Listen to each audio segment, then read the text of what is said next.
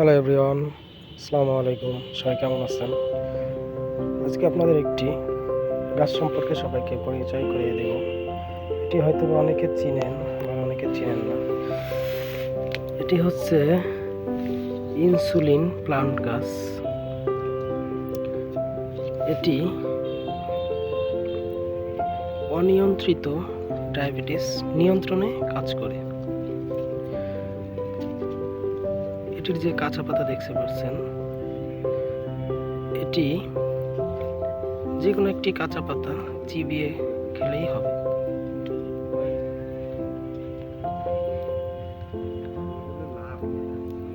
এই insulin plant গাছ আপনাদের বাড়ির ছাদে টবে করতে পারেন। এছাড়া বাড়ির আশেপাশে মাটিতেও করতে পারেন।